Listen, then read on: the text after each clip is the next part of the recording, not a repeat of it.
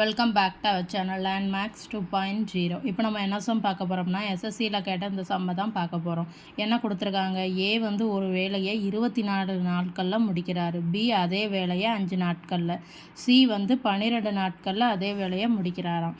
இப்போ ஏ பி மற்றும் சி சேர்ந்து அந்த வேலையை எத்தனை நாட்களில் செய்து முடிப்பார் அப்படின்னு கேட்டிருக்காங்க. அதாவது ஏ பி சி 3 பேரும் சேர்ந்து எத்தனை நாட்களில் அந்த வேலையை செய்து முடிப்பார் அப்படின்னு கேட்டிருக்காங்க.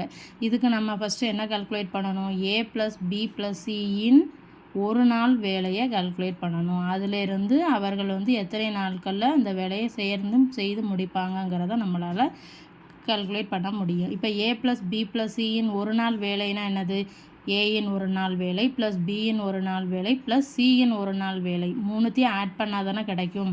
இப்போ ஏ வந்து 24 நாட்களில் ஒரு வேலையை முடிக்கிறாரா, ஸோ அப்போ அவரோட ஒரு நாள் வேலை 1/24. அதே மாதிரி பியின் ஒரு நாள் வேலை வந்து 1/5. சேம் தான், சியின் ஒரு நாள் வேலை வந்து 1/12. ஸோ இப்போ இந்த மூணுத்தையும் ஆட் பண்ணிட்டா ஏ ப்ளஸ் பி ப்ளஸ் சியின் ஒரு நாள் வேலை நமக்கு கிடச்சிரும். ஸோ அப்போ என்ன பண்ணலாம், ஃபஸ்ட்டு இதையும் ஆட் பண்ணிக்கலாமா, ஏன்னா எல்சிஎம் எடுக்கையில் 24 தான் கிடைக்கும். ஸோ அப்போ இது என்ன ஆகும், 1 ப்ளஸ் இங்கே 2ஆல் மல்டிப்ளை பண்ணணும். அப்போ 24 ப்ளஸ் 1/5 இருக்குமா. ஸோ இது என்ன ஆகும், 3/24 ப்ளஸ் 1/5. இதை நம்ம அடித்தோம்னா 8ன்னு கிடைக்கும். ஸோ இப்போ மிச்சம் என்ன இருக்குது, 1/8 ப்ளஸ் 1/5. இப்போ இதை கிராஸ் ப்ராடக்ட் பண்ணலாமா, 5 ப்ளஸ் 8/40. அப்போ 13/40ன்னு கிடச்சிருக்கு. இது வந்து ஏ ப்ளஸ் பி ப்ளஸ் சியின் ஒரு நாள் வேலை.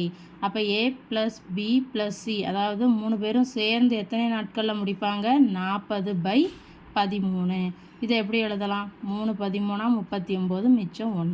ஸோ அப்போ இத்தனை டேஸில் 3 பேரும் சேர்ந்து அந்த வேலையை செய்து முடிப்பாங்க. வீடியோ பிடிச்சிருந்தா சேனலை சப்ஸ்கிரைப் பண்ணுங்கள், வீடியோவை ஷேர் பண்ணுங்கள். தேங்க்யூ.